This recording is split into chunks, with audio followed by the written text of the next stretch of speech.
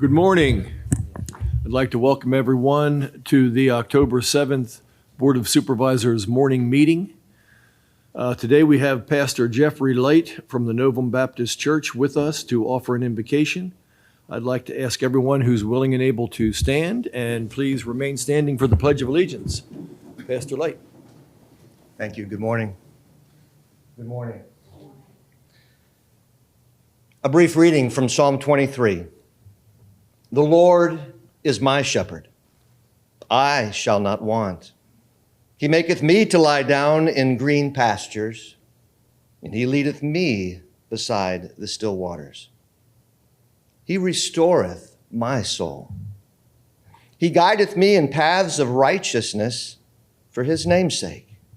And yea, though I walk through the valley of the shadow of death, I will fear no evil, for thou art with me, and thy rod and thy staff, they comfort me. Thou preparest a table before me in the presence of mine enemies. Thou anointest my head with oil. My cup runneth over. And surely goodness and mercy will follow me all the days of my life, and I shall dwell in the house of the Lord forever. Oh, gracious Heavenly Father, Lord God, we humble ourselves before you, and we thank you, Lord God, for the blessings of this county, this town, Lord, this region, on our families and friends. We ask, God, that your love would increase among us, that you would draw us ever closer to you and to one another. And we thank you, Lord, for this beautiful weather and trusting in you with all that might come.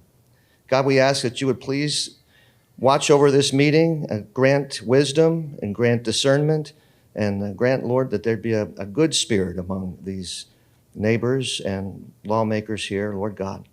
Bless us all as we seek to do right before you. In Jesus' name, amen.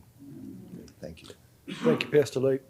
I call the meeting to order and ask Supervisor Rosenberger to lead us in the Pledge of Allegiance. Yes, sir. I pledge allegiance to the flag of the United States of America and to the republic for which it stands, one nation, under God, indivisible, with liberty and justice for all.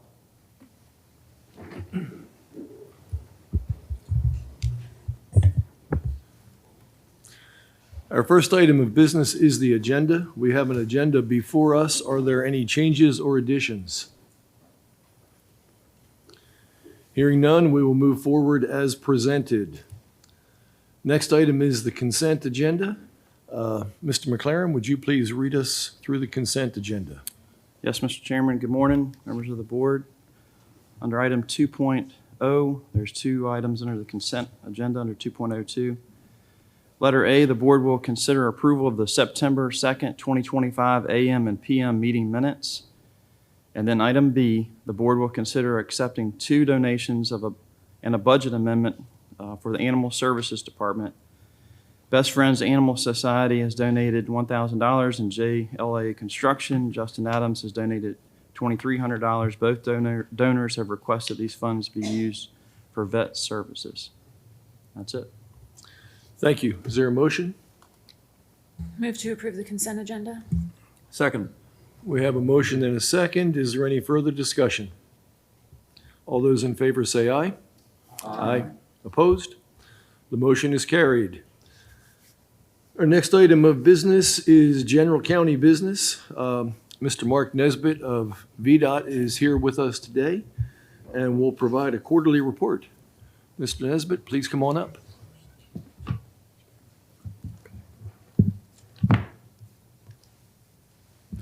Good morning, Chairman Dewar and board members. Thank you for letting me be here today to present my quarterly update.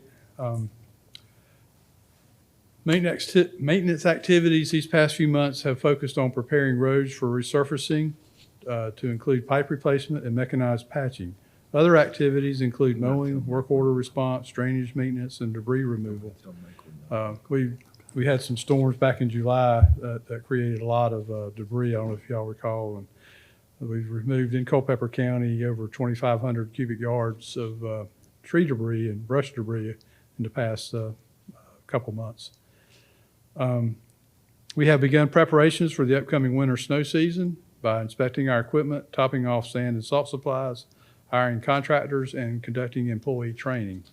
As always, we will be ready for whatever comes our way.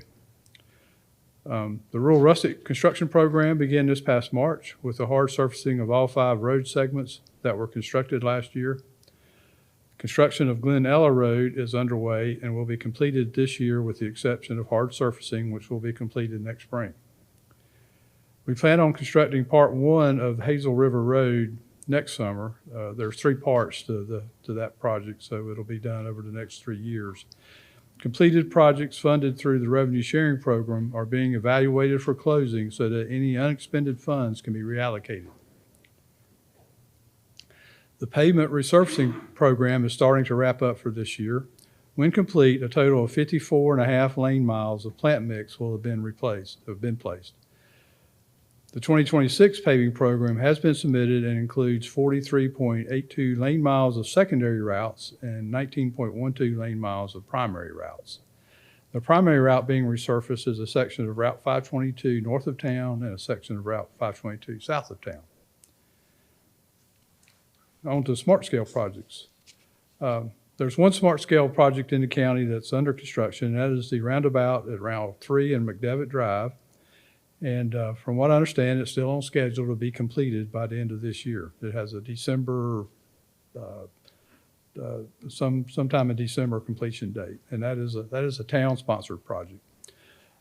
Projects in development, Route 3 and Route 669 intersection improvement project has a tentative construction advertisement in September of 2027, so it's still a couple of years away. There are several projects that are being grouped together in what we call a design build bundle.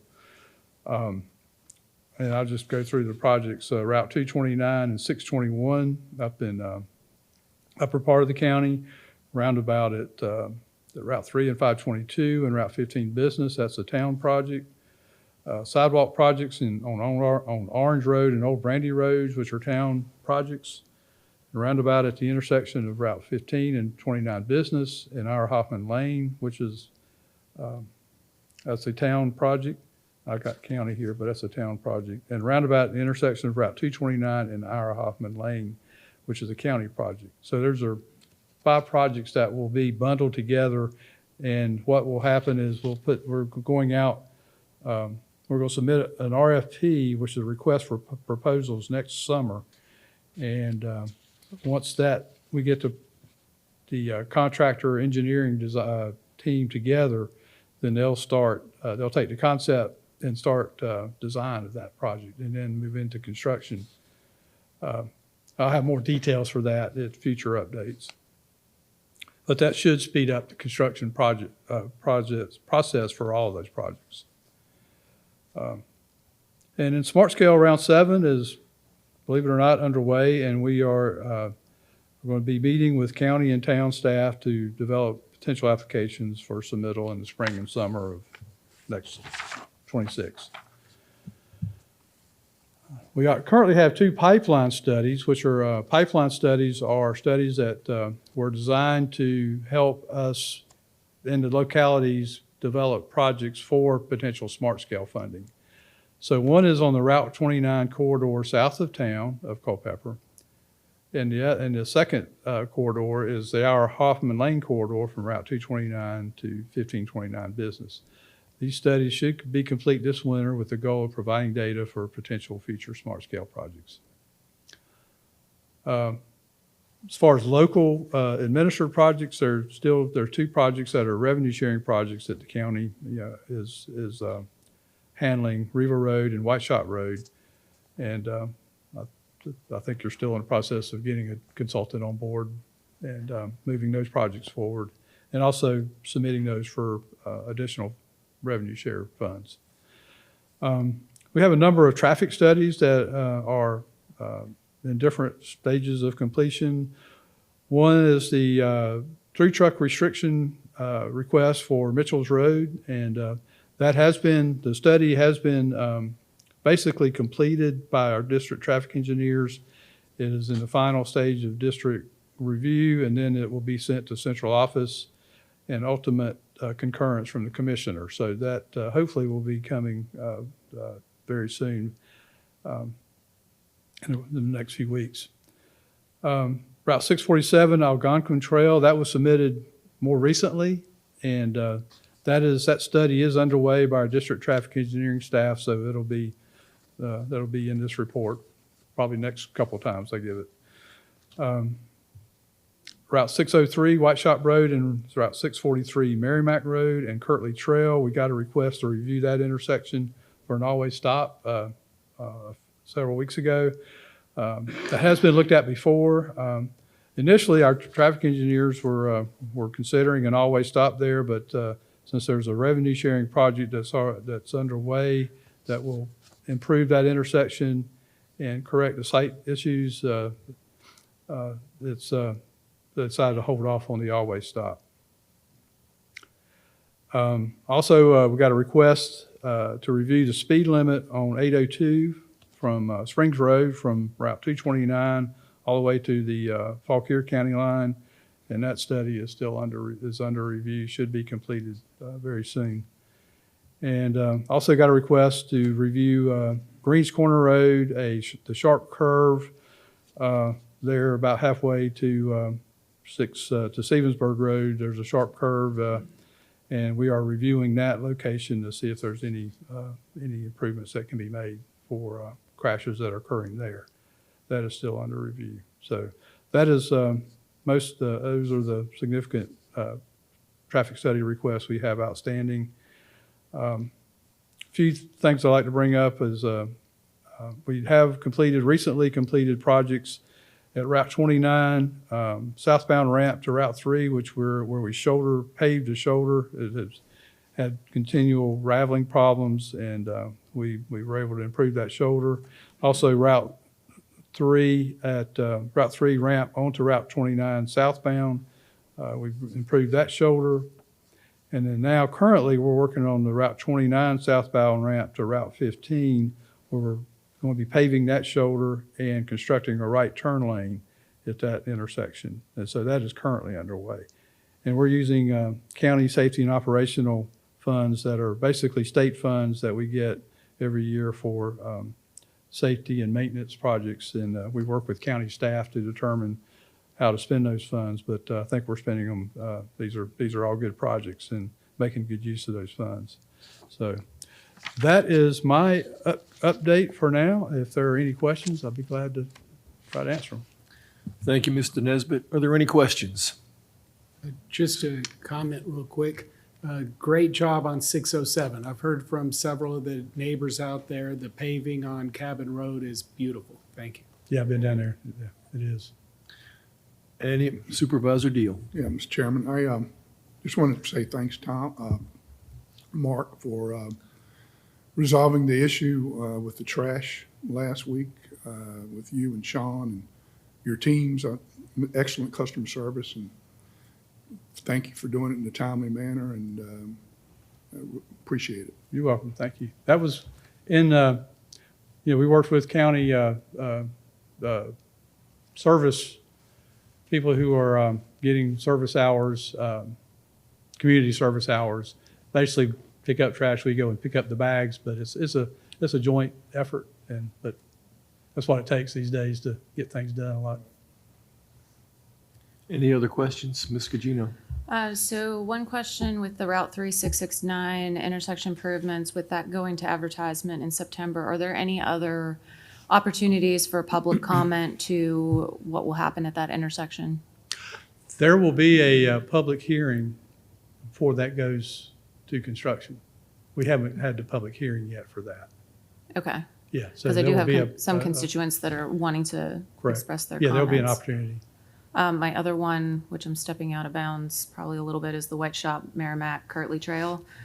It will be years before those sightlines are improved, and I think that an always stop should still be considered until those improvements are made. That is an exceptionally dangerous intersection. And so I would hope that you guys would reconsider stopping that exercise and reinvigorating it to put that four-way stop until we get those sightlines improved. Yeah, I'm not sure exactly what that timetable is for that improvement. I know you're still pursuing more additional funds for revenue sharing, so that's something we can have a further conversation on, and I'll be happy to pass that back to our traffic engineers, but we can have some more discussion on that. I would like to echo Supervisor Gugino's concerns there. That is a very dangerous intersection. It will be some time before we are improving it construction-wise. And it would seem to me a four-way stop would be a very simple, temporary fix. I'll be glad to take that back up with our traffic engineering staff. Thank you. Any other questions? Thank you very much. Okay, thank you. Our next item of business under general county business is a report from our airport manager. Tanya Woodward, the airport manager, will share with us the highlights of Culpeper, or the Culpeper's Airfest. Good morning. I'm going to give you just a quick little overview of what you're going to be seeing in the video. Over the past 25 years, the Culpeper Airfest has become one of our community's most cherished traditions, honoring the history and the spirit of those who keep it alive. Throughout the years, we have hosted an extraordinary array of aircraft, from vintage warbirds such as the T-6 Texans, T-28s, the iconic P-51 Mustang, B-25 Panchito, to the C-54 Skymaster, also known as the Candy Bomber, which is already on our field for the show this weekend, that represents an era of courage and innovation. Our airfield has welcomed rare and historic performers, including the Royal Air Force Percival Provost, the only flying example in North America, and the National Capital Squadron's TBM Avenger, who proudly celebrated her 80th year. Modern aviation excellence has also been on display. The Knowles Aviation Harrier, which was the only civilian-owned Harrier in the world, to their L-39 jet. We've been privileged to feature the Bilton Flying Circus with their classic wing walking and flying farmer routines, and unforgettable performances from Manfred Radius and Scott Francis. The following presentation offers a look back at these remarkable moments and celebrates a quarter century of dedication, history, and community pride.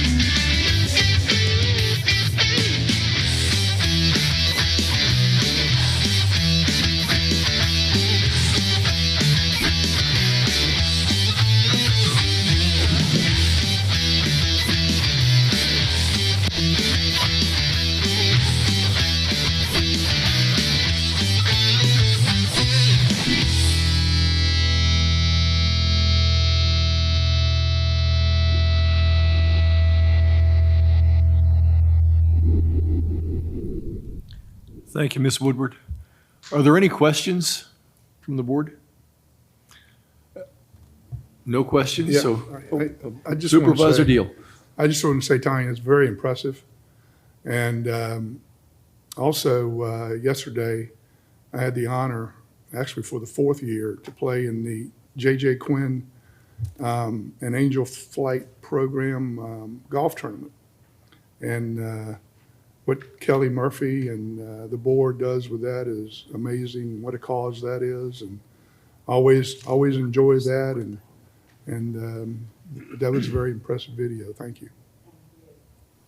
Mr. McLaren. Mr. Chairman, Tanya, stand up one more second. So those guys are crazy in those aircraft, but they're super talented. But I would be remiss if I didn't take the opportunity. We have a very talented staff and dedicated staff that run that airport. Putting on the show is one thing, but they operate that airport extremely well. It's a well-oiled machine, day in, day out, all year long, except for maybe Christmas Day. So I just wanted to take that time to thank you all for that. Not only for this weekend, which I know is going to be a good time, but all year long, you guys do a tremendous job out there. So Yes, and we still managed to do it free to the public. Yeah. Which is a pretty awesome feat to be able to do that. So we want to thank businesses and the constituents for being able to do that. Ms. Mr. Chairman. Gugino. I want to echo Sam's comments, but also to the airport committee that does a really good job of managing every single penny that goes in and out of that airport to ensure that it maintains its status as of one of the greatest airports in the region. So thank you. Thank you. Anyone else? We are truly fortunate in Culpeper to have the airport that we have and the best little air show in the East. I think that's the name. Yes. And Yes, you're correct. one, it's a great air show for people to see, and two, it is a huge economic driver for the town this weekend. And beyond this weekend, the airport brings people to town for business all the time. So thank you for what you do. Yes. Thank you. Now you're all set. We're going to move on. We have no old business, new business. Our first item, the board will discuss and consider adopting a resolution as described by the Virginia Board of Education for the purpose of borrowing up to $25 million for the construction of the new elementary school number 7, now known as Mountain Run Elementary. And I will turn this over to Mr. McLaren to introduce. Mr. Chairman, and Dr. Brads with the school system is here as well, but Dr. Brads and team applied for literary fund loan, which was approved. That's why we're back at it again this morning with a different resolution, this time to acknowledge payment of the debt. They're going to want their money back at some point on that loan. But this ultimately will save the county a couple $1 million in interest.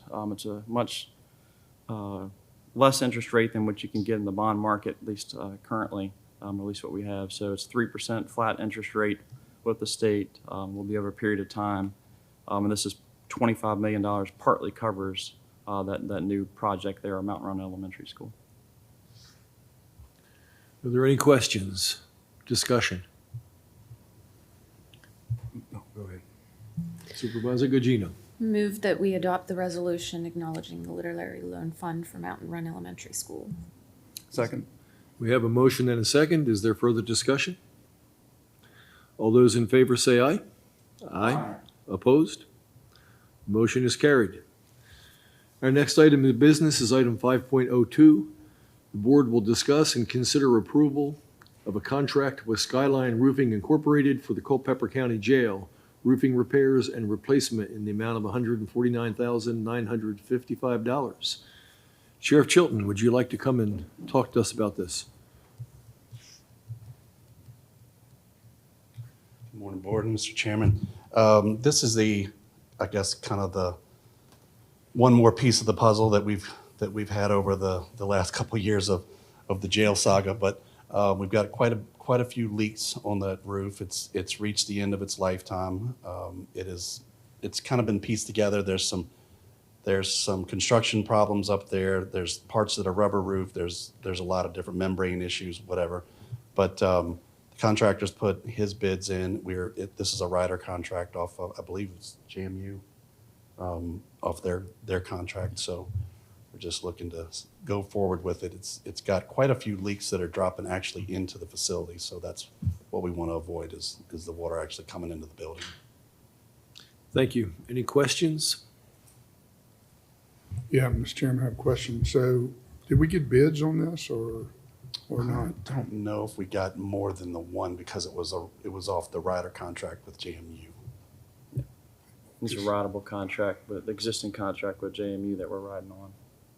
Now, as far as the jail HVAC project, which is kind of looming as well, that has gone to bid. Unfortunately, we did get one bid that was well over. Yeah, that was part of budget. the reason for this is we had to split it up because the bid that came in on the entire project together was astronomical. So it's kind of that, I'll give you this number, hope you take it, but I don't want to do your job kind of bid. So that's where we were looking at. So we had to piece it out. I can never support, I support the roof, but I can never support appropriating money without at least 3 bids. That's just my opinion. Supervisor Underwood. To follow up, if we need it, I get where Supervisor Deal is. That said, if we need the roof and we're writing a contract and we believe it's at fair value, maybe there's some reason this needs to be done separately. So do we think that the $150,000 is what the roof should cost? From what we were hearing and from what Paul's been able to put together, it's a fair price all the way across the board. But I think for the biggest part is that if we don't do it, we're getting into the winter months right now, and it's going to get worse throughout the winter months. So we're trying to get it done prior to the cold weather coming in. This company was one of the ones that was able to jump on it pretty quick, and it is because of the rideable contract. That makes sense. At some point, we got to, once again, I get where Supervisor Deal is, and I get why he's there. I also, I'm not close enough to it. I've got to trust that if you all believe it's a fair deal, you're writing a contract that works, and we need a roof before the winter. I'm torn, but I got to go with that. Mr. Culpeper, is there something you could add to this discussion?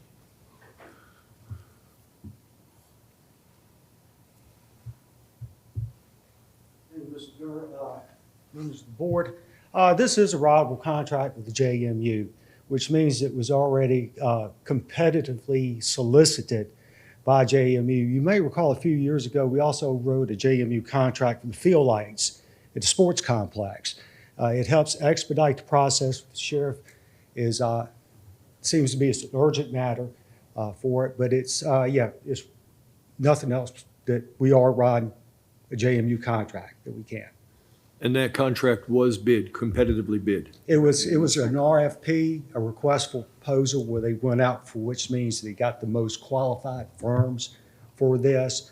But yes, it was competitively solicited as far as qualifications. Thank you.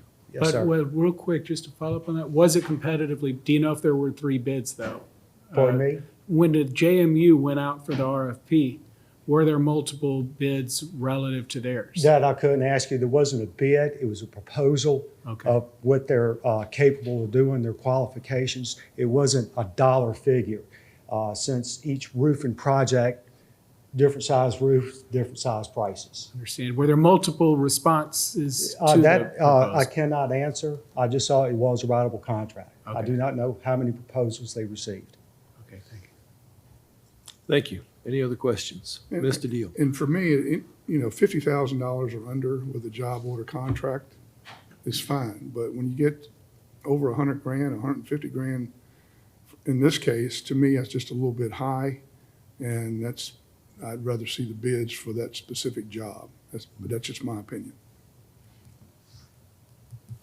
This is part of the CIP as well. So there was some money set aside for this. Obviously, when all of this came about, when the last bid came in for the complete project was about $1 million more than we had anticipated. But again, that was probably the price of, I'm going to give you a price and hope you don't take it. And if you do, I'll still do it, kind of thing. So, Any other questions? Mr. Chairman, I'd like to go ahead and make a motion that the board approves the contract with Skyline Roofing for the county jail for the amount of $149,955. Is there a second? Second. Any further discussion? All those in favor say aye. Aye. Opposed?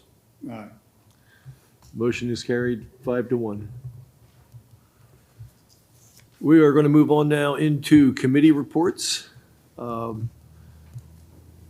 first committee report is Public Works. Supervisor Underwood, do you have a report? Yes, sir. The committee brings forward a recommendation that a letter be sent to the Commonwealth Transportation Board, the legislatures, and gubernatorial candidates regarding current transportation projects in the need of funding. And perhaps if we need, Sam could outline that a little more. Mr. Mr. Chairman, yes, as Supervisor Underwood, Chair of the Public Works Committee, read there, we did talk about a number of projects at the committee level, and those are still reported on board docs as well, many of which Mark Nesbitt touched on just now too. But one thing, an action item specifically that came out of the committee was to allow for or potentially authorize staff on behalf of the board to send a letter. What I have done, and that's specific to revenue sharing process. Revenue sharing process took a little bit of a change a couple of years ago during COVID days. And really the funding horizon changed from 2 years to 4+ years. And that's unfortunate because when you involve inflation, just a growth period, it makes it a harder target, to hit as far as funding.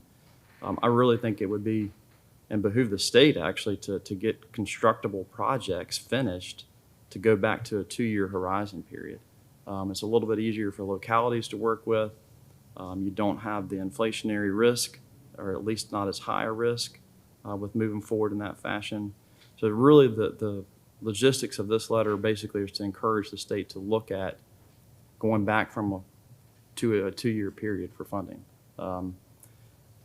Posted on board docs is just a draft letter. It's not necessarily custom to Culpeper. I would like to customize it a little bit to share some examples that are specific to Culpeper, but just gives an outline of what the intent would be behind the letter for the board at this point. Thank you. Any further discussion or questions? Do we have a second? Oh, okay. It's a recommendation, not a motion. So we just need, I guess, a consensus. Yeah. Yes. Okay, sorry. Further discussion, questions? Is there a consensus on the board that we do this? Yes, sir. Okay, we will move forward and staff will put that letter together Thank you, and Mr. Chairman. get that out. We're going to move on to buildings and grounds. Supervisor Lee, do you have a report? Yes, Mr. Chairman, the committee brings forward a recommendation to demolish the structure at 113 West Edmondson Street and expand the parking lot behind the county administration office. And I wanted to just briefly add that the committee also discussed the possibility of installing EV charging stations when this work is being done, and Mr. Howard was going to research that possibility for us. Is there any, Mr. Deal? Do we need a second? It was a recommendation, but I believe it's going to need to be voted on before we do something. Would you like to make this in the form of a motion? Yes, sir. I will make a motion that the board approves. Well, actually, I mean, we're talking about this is a future project. It is a future project, So Mr. Chairman. It also is one that staff would like to have board direction on before we Okay. move too much far forward. And the reason I say that is because there is a process that we'll have to go through to do that. We'll have to take an actual plan to the town of Culpeper. It's not one that we can approve on our own. The town will have to be involved in this discussion and decision. The town ARB, if I'm not mistaken, the Architecture Review Board will need to be involved. And before we make those efforts, I would like to have a consensus, at least from the board, to move forward. Right. Okay, so we're in going to that do a direction, consensus and so. not a motion here. So Right, we exactly. do not need a second. Are there any questions? Supervisor Underwood. At first, I would have been hesitant because of the chickens that have been there for the last many years, but I have not seen them for the last year or two, so if the chickens have already gone, maybe it's okay. The chickens are no longer roosting? Any other questions? What is the general feeling of the board? Is this the right decision to move forward on here? Okay. We're good there? Thank you, Mr. Any- Chairman. Okay. Item B, the committee brings forward a motion to discuss options for the development of the county's 40-acre parcel in Catalpa. Is there a second? We have a motion to discuss this. I think this might just be a discussion. Let's- I don't think we're going to make any decisions on this here today. So we're going to talk about the land on 229 across from the American Legion. Mr. Howard. Yes, Mr. Chairman, I'm going to share with the board some information that we collected back in 2018 when we were pursuing or looking at the option of putting a community center on that parking lot, just for information purposes, so you can recognize what some of the opportunities and limitations are with that 40-acre parcel that we have at Catalpa. What's before you now is a topographic map of that site showing the 55,000 square foot community center that was proposed and 174 parking spaces with the soccer field. As you can see, the parcel is broken down into two land bays. This is the southern portion, which is basically 20 acres, and then this is the northern portion. Of that, the developable portion is about 2.5 just because of the topography. You can see how quickly and steeply it drops off. The parcel's bisected by wetlands and a stream, which separates it into the two land bays that are shown. And this parcel here is about 7 acres. The flattest land is right here towards 229. But even though it's quote unquote flattened for this development, there's about 40 feet of relief between the stream here and the high points on the property. So it does have some pretty steep rolling hills on it. But about 15 acres of this could be developed, especially if you had multiple smaller type developments instead of one huge flat area. Just for example here, this basically is at 490-foot elevation, but as you go off the end of the soccer field here, that's about a 10-foot drop over there and over on this side, to give you some idea. And these are 5 or 6 foot berms as you come in to the site, just to give you a little flavor of the topography out there. Rock on the eastern portion here along 229 is about 8 feet. And then it gets shallower and harder as you go towards the west. There's places up there where it's 2 or 3 feet. So this portion would not encounter any rock, but as you move farther west, you may. Northridge Estates is right here, and Northridge Development, or Northridge is right there. And this property right here is zoned residential and is in the process of being developed. We're going to have a site plan coming in pretty soon. So the parcel is surrounded by residential development. The primary entrances to the site are shown with the red dots, or arrows there. This is where the 229 4-lane taper ends. And these are the two, the best sites at grade on 229 to get into the property. The preliminary study showed 2 turning lanes at left and right coming into the site. And the basically improvements would be a little over 1,500 feet, which would start right here and go all the way to right here. One of the big open questions with VDOT is what they would do with this transition where it goes from 4 lanes down to 2 and then opening back up to turning lanes. Engineers at the time suggested that VDOT may, if we submitted a site plan, push to have the 4 laning extended past the site, just because of the curve that you're in and the fact that you'd be making that curve worse because all the widening would happen on our side of the road. So that's an open question right now that would require some consultation with VDOT if and when we develop the property, depending on the use and how much traffic goes on it. There are also some utilities along 229 that would have to be relocated to the cuts to get off of 229. There's 2 fiber optic lines a 6-inch Columbia gas main, and some overhead telephone lines that all run along there that would have to be relocated. Back in 2018, when we looked at doing this project, the site work that included the turning lanes and the site work that you see for this scope of project was $4 million. That did not include utility relocations, and it did not include anything about four-laning, assuming we'd have to four-lane any of this road. That's a general overview of the property. Water and sewer is relatively close at Northridge Estates and Northridge, so we can extend those to the site. We'd have to evaluate fire flow and or the capacity of the Northridge pump station if we put on depending on the type of use we put on there. With that, I'll open up to any questions. Are there any questions?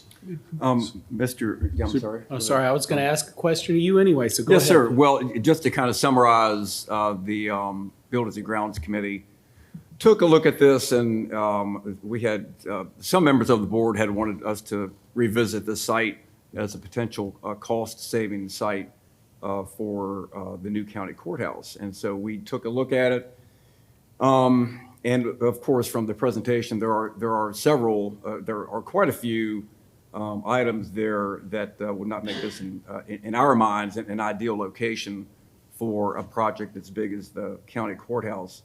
Having to widen the road there out to 4 lanes, 229 out to 4 lanes, moving the utilities, extending the water and sewer. I think Mr. Howard talked about possibly increasing or I guess upsizing the pump station for water and sewer. Yeah. Parking is really insufficient. There are 175 spaces available from that site plan, but we would need 300 for the courthouse. And then there's also deed restriction, which really brings an element of uncertainty into the entire project, because the deed restriction states that no jail or detention facility can be built on that site. Did I state that correctly, Paul? Yes. Right. So, and then the cost of doing all that work, again, the price tag in 2018 was for the site work was $4 million, and that did not include the utilities and the widening of the road. So I guess in general, we felt like after hearing the presentation and looking at all the obstacles there, we did not see where this site would grant us a significant savings if we wanted to build the courthouse there. We did discuss quite a few other possibilities of other things that the county might consider, that the board might consider for that site. We discussed the possibility of that site being ideal in many ways for fire and rescue, possibly Fire Company 1. We talked about some other public safety possibilities. We talked about parks and recreation, especially in the trail back in the back area there where the topography is hilly and uneven. And then one thing that we did not talk about, but I think would be something for us to consider, would be some manner of affordable housing, possibly in that smaller area there to the left, the 2.3 acres, or a larger area. We haven't really pursued this much, but I think it would be worth pursuing, and possibly workforce housing for our law enforcement folks, our teachers, our local government employees. So I think there are other possibilities for us to consider. That was, I believe I summarized the committee's discussion. Mr. Deal, or Supervisor Deal, anything that you'd like to add from the committee? Yes, to piggyback on what Supervisor Lee is stating, it's 40 acres. So for me, I think, 10 acres, if it's suitable for fire and rescue and a station. And I know Mr. Perryman is here this morning. I'd love to hear his opinion on that, and if it's suitable, if he thinks that it is feasible for a fire station there. I think that would be great. Then we'd have maybe 30 acres left over to decide in the future what we want to do with the balance of the property. I think it's a great future project when we start hopefully getting some more revenue coming in from our technology friends that we have over the next 3 years. Perhaps we could petition VDOT through Smart Scale and 4-lane the highway there all the way to Catalpa. I don't think it's suitable for a courthouse. I've said this before because it's going to damage the town, in my opinion, the economic viability for the town. Moving the courthouse out there, it's going to affect our business community substantially, I believe. So I'm certainly not in favor of that, but Mr. Chairman, I'd love to hear Mr. Perryman's opinion. Well, let's hang on, and Supervisor Underwood had some questions. Let's My hear only from him. question was, what was the committee considering? And the committee members answered it, so thank you. All right. Mr. Perryman, do you have something you'd like to weigh in on here without much notice?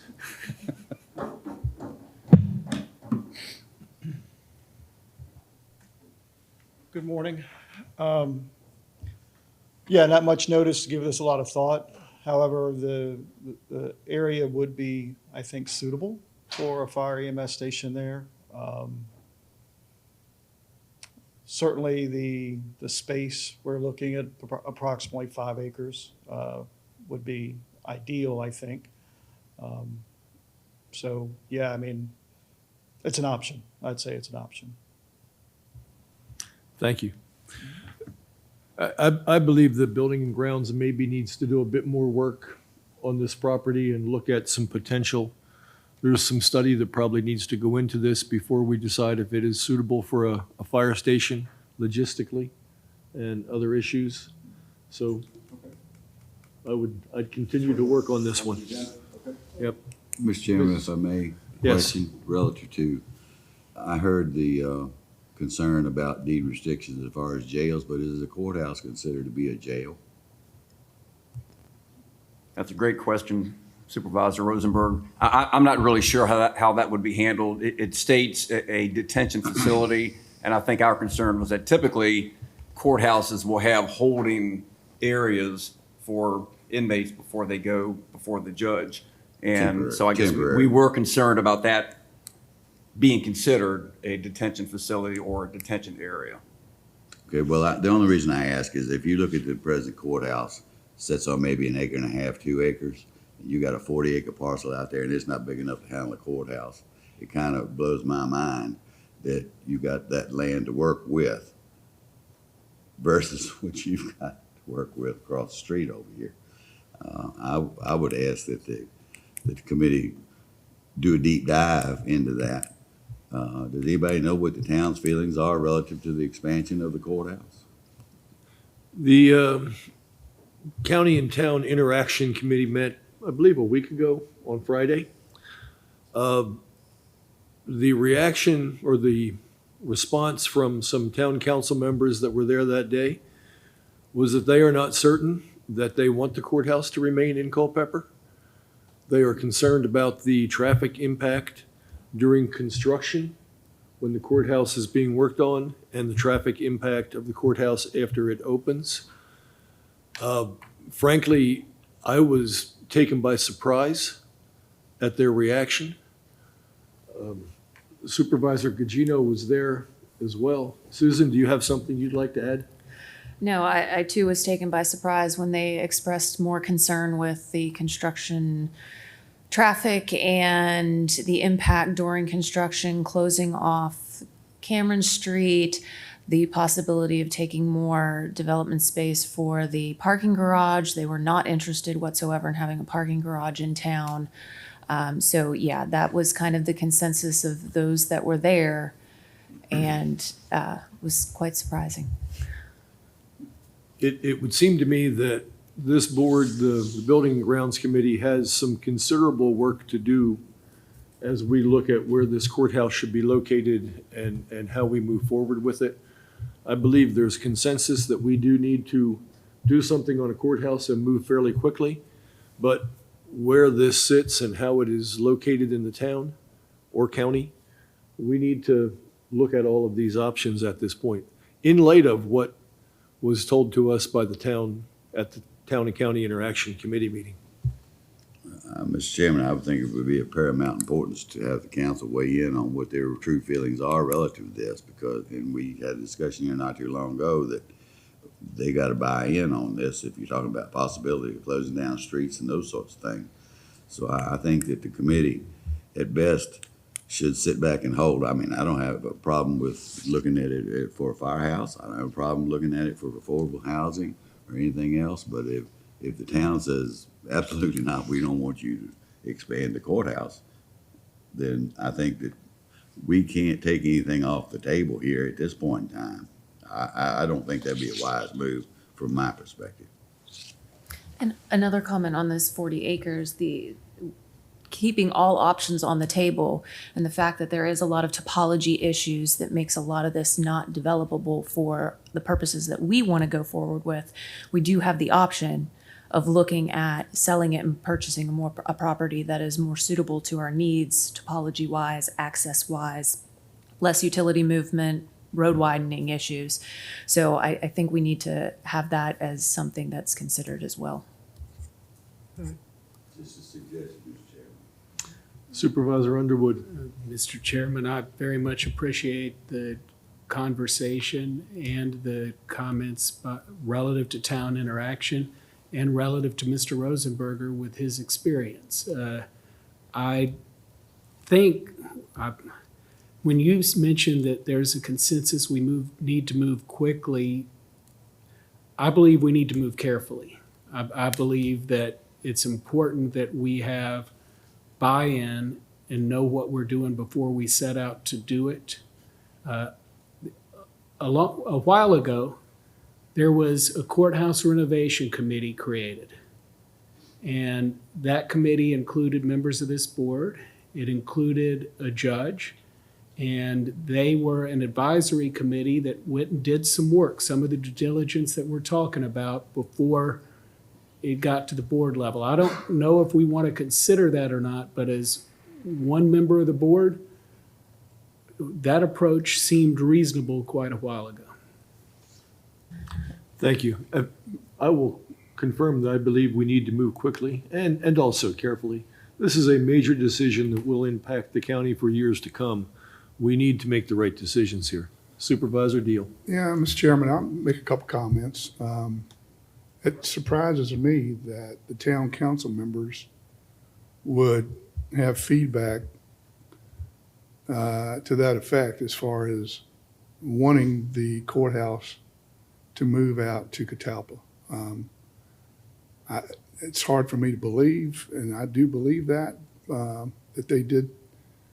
That was their opinion, but again, if we go back and think about it, I mean, the courthouse is the highlight of the business district in Culpeper. If you move the courthouse away from the town, then you lose that economic viability of support for the shops, for the restaurants, for the people that are visiting those places, that work in the courthouse, that visit the courthouse, that are working in the courthouse from off-site, that are complimentary, your attorneys, your engineers, that are around the courthouse in offices, the real estate part of it. You lose that. And that's what I don't understand. So I don't understand a town council member advocating for that. And if they do, then I would advocate to their constituents to vote them out. That's my opinion. That's how strongly I feel about that. Because how can you lose a business like that in town that's supporting all the shops, the restaurants? Tourism supports that during the weekends, but during the week, I mean, for instance, when we take 6 or 8 people from here during our board meetings and go up and have lunch. Well, I'm thinking that happens a lot where people walk to the different shops and to the restaurants to have lunch, even dinner. So I just don't understand that mindset. But if the town council, and I agree with Mr. Rosenberg, if the town council votes in a majority that they want to see the courthouse go out to Catalpa, then I will support that. I will, okay. I mean, if I'm not thinking correctly here, I'll be in favor of that. So, Mr. Rosenberger. I'm just saying, the town and county got to agree what you're gonna do with this courthouse before you do anything regardless of where you wind up. So, if I may here, at the Town and County Interaction Committee, this was not a planned agenda item. It was actually a question I asked. We presented some plans of what the courthouse would look like. And then I asked what the council members there thought about the courthouse staying there. The council has not heard this to fully research it, to have a consensus of an opinion, and I don't want anyone to leave here today believing that town council has said they don't want us. That is not the case. There are some members of town council that voice that opinion. What I would like to do from what I'm hearing today is, one, we are not ready to make any decisions on this piece of land in Catalpa. I would like to move this back to building and grounds. And Supervisor Lee, I believe your job is getting more complex as the days go on. But we need to fully engage the question as to where this courthouse should be located. We need to include the town in this discussion. And whatever resources we need, we should talk about what resources need to be engaged to get that done. And another note from the Town and County Interaction Committee, it was suggested that things like this have happened in the past, to do a meeting of the boards, to have the full town council and the full board meet to ensure that we are all on the same page and we are moving forward with the best interest of both entities. Supervisor Lee? Just one final word, Supervisor Gugino, and just to piggyback on what Supervisor Underwood stated, I do believe as well that we need to have some kind of advisory committee or some combination of ourselves and the town council to talk through the concerns, and then hopefully that we can have a consensus from the town council as to whether it's a yes, they like the idea, or no, they don't, and then move from there. So, Great, we will move forward. Rules Committee, Supervisor Gugino. We did not meet. Personnel Committee, the committee brings forward a motion for staffing structure changes to the IT department. We have a motion and a second, and I will ask Mr. McLaren to please introduce this item. Mr. Chairman, now that we have a motion and a second, I don't want to take too much time there, but on board docs, we do have 2 positions that we're trying to create for the IT department. And basically what that does is a restructuring of the department. There's a funding for the 2 positions would come from 1 open full-time position and 1 part-time position today. Those existing vacant positions would not be rehired until we look at the restructuring plan, potentially with the whole department or other departments, later down the road. This is an immediate need, at least from the county administrator standpoint and the directors of IT standpoint.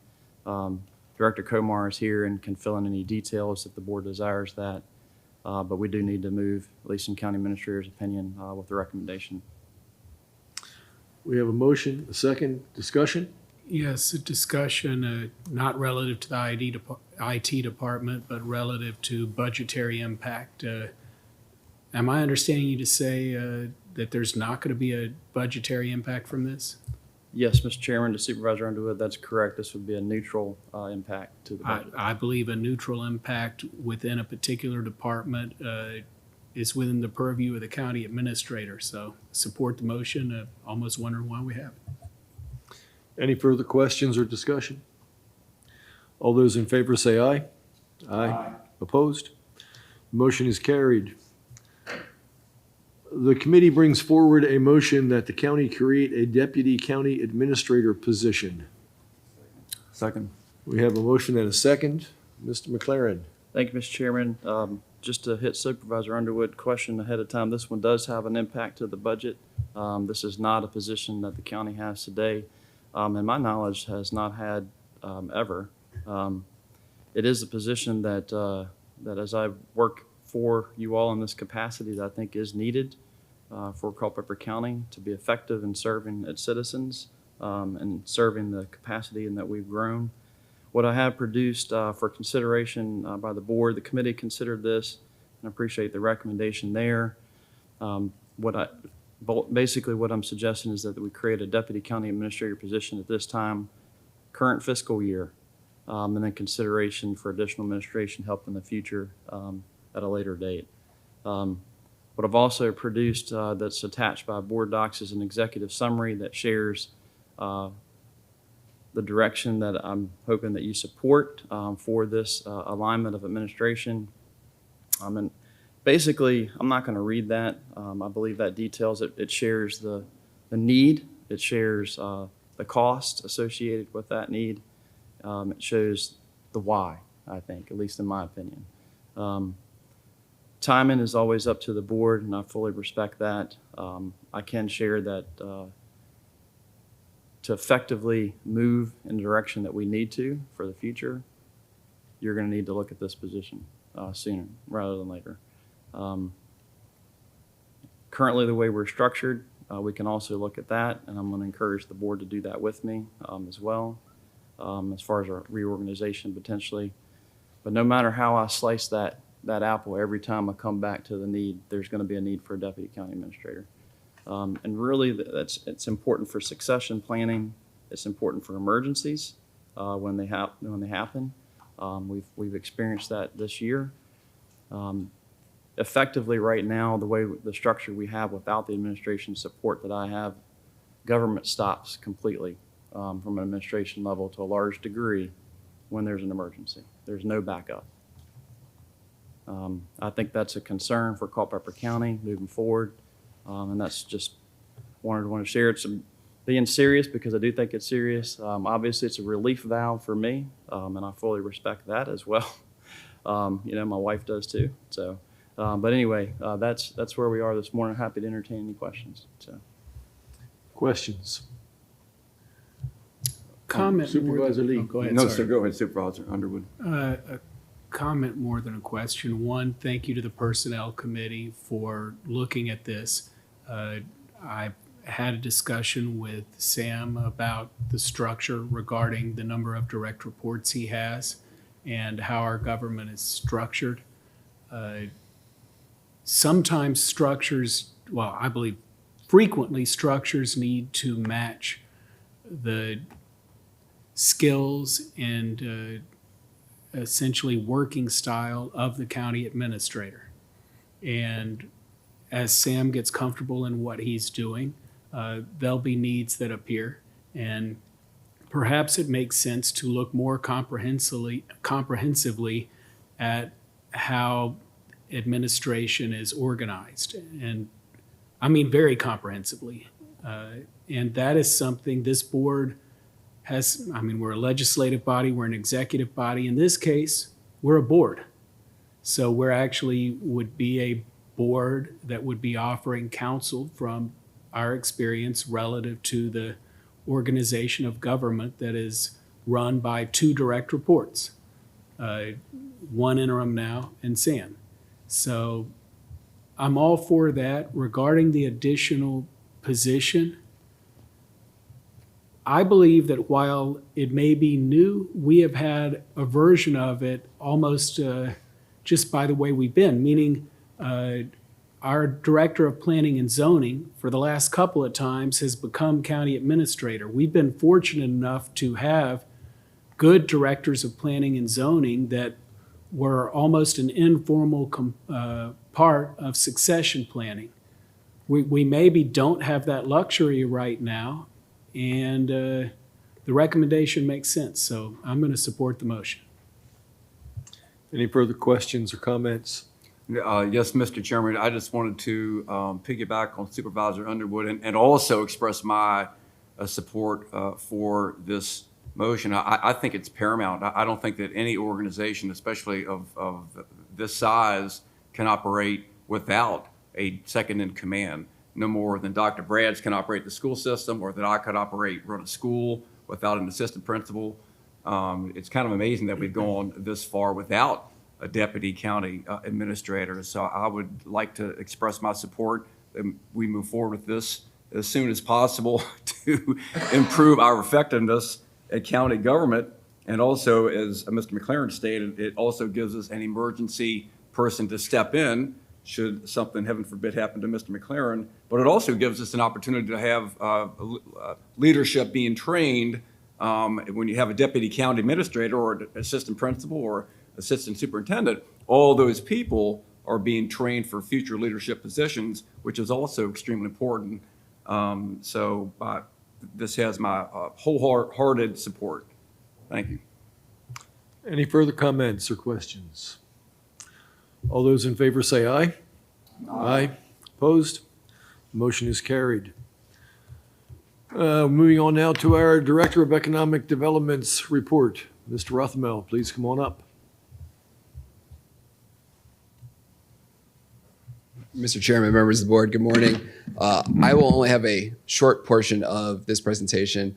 Our business development manager, Winona Pritz, will handle the update for Farm Tour. We'll be talking about Goal 3.2, the Culpeper Harvest Day Farm Tour. But I first wanted to give you an update on the IEDC awards. We talked about last month, these are the 6 awards that we won at IEDC. We also found out, though, that we were Best in Show nominee for a second straight year. To go over, 191 awards were given out by IEDC this year across the world. Only 14 are nominated for Best in Show. So the fact that we got that back-to-back years is really impressive. We will not continually win 6 awards every year. You can only create so many programs. You can only be recognized for those programs so many times. So the fact, though, that we're creating programs, they are being recognized in the industry as innovative and changing of economic development to the point that they should be one of the 14 shining examples for that year. Back-to-back years is really impressive, and I'm really appreciative. So there we are with all of our awards. This is my favorite suit, so that's why I wore it again. I tried to wear that shirt, but I couldn't get a tie to match. But we have our 6 awards, and then here you can see the 13 organizations that were nominated for Best in Show. Moreno Valley got 2 nominations. So that's all I had for IEDC before I pass it off to Winona. Thank you. Good morning. So just a little recap on this year's Culpeper Farm Tour. This year's tour was hosted on Saturday and Sunday, September 20th and 21st. It included 10 participating farms and ag locations. Each of these locations provided ongoing ag education activities and demonstrations. Some of these things are similar to things that you've seen in the past: driving, demonstrations, honey extraction, tasting, mushroom farming, Christmas tree farming, based off of the participating farms for the event. We had an estimated 2,112 visitors for this year's event, with an estimated economic impact of $208,000. Again, as a reminder, the economic impact numbers that we have are based off of self-reported data. So we always anticipate that this economic impact is larger than what we have, but this is based off of spending that our visitors are reporting back to us through our Passport program. Additionally, we've included some shoulder programming. As you guys might remember, we introduced in 2023 the Culpeper Farm Corner. This is an opportunity to include additional farms that aren't participating in the event, but able to share about their operations and sell products at our Welcome Center at Culpeper Agricultural Enterprise. This year, we had 5 farms participate in the Culpeper Farm Corner. They included Anchormere Farm, Azalea Field Flowers, Rapid and Fiber Mill, Seek Lavender, and Sunshine Acres Farm. If you guys are not familiar, Rapid and Fiber Mill is one of our newest agricultural operations in Culpeper. We're very excited about them. Stay tuned. They are going to be having an open house in November that we would love to invite everybody out to and let them see their operations. Very interesting.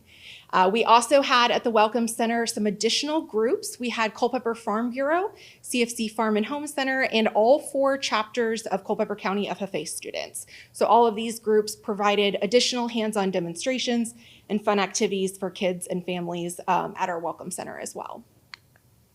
And lastly, as you guys might remember, we introduced Choose Culpeper Farms in 2023. This is our agricultural focused program, similar to Be a Culpeper Local, supporting small businesses. Choose Culpeper Farms supports our agricultural businesses.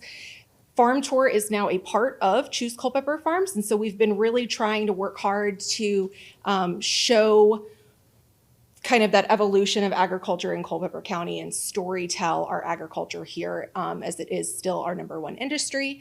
So included in this year's passport program, brochure program, we included a little bit more about what Choose Culpeper Farms is, how our residents can support agriculture year round.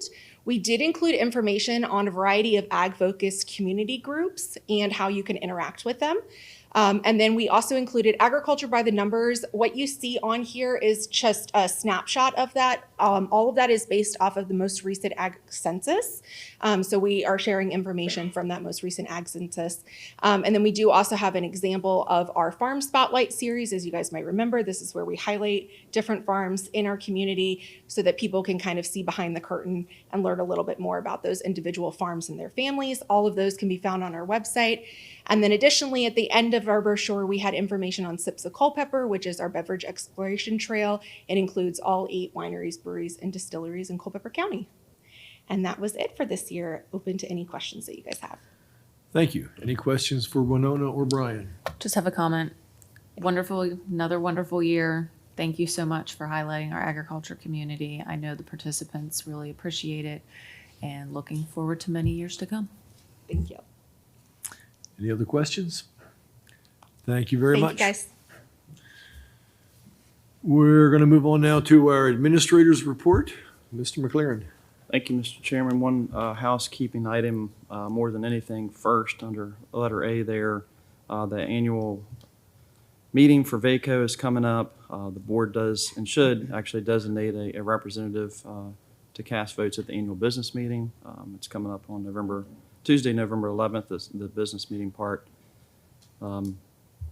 I'll let you all hash it out from there, Mr. Chairman, but I would like to submit a form that I've been requested to do on behalf of VACO to share who that representative will be. I will be there and be more than happy to cast our votes. We need a motion for that or just general consensus, right? Yes, sir. Your name will be on the form. That's wonderful. Next issue.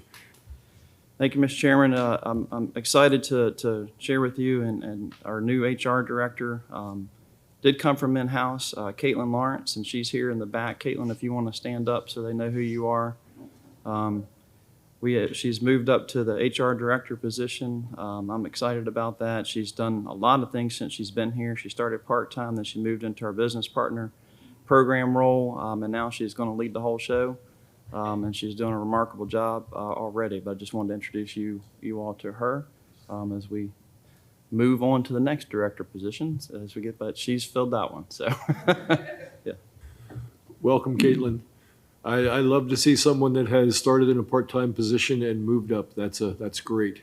We're glad to have you. Anything else? No, Mr. Chairman, that was it. Thank you. Thank you. Do we have a motion for closed session? Yes, Mr. Chairman, I move that we move into closed session to discuss the following closed session items. 8.01 pursuant to Virginia Code Section 2.2-3711, A 6, 7, and 29. The board will discuss the potential award of a public contract involving the expenditure and/or the investment of public funds where completion of or bargaining is involved, where if made publicly or public initially, the financial interest of the board county would be adversely affected. And 8.02 pursuant to Virginia Code Section 2.2-3711A 19, 2.2-371129. The board will discuss specific cybersecurity threats of vulnerabilities, where if made public initially, the board, county, would be adversely affected. And further, the board will consider an award of a contract for IT services during the period of the declaration of emergency. And 8.03, pursuant to Virginia Code Section 2.2-3711A1, the board will discuss and consider potential candidates for employment to the position of county attorney. Is there a second? Any questions? All those in favor say aye. Aye. Opposed? We are in closed session.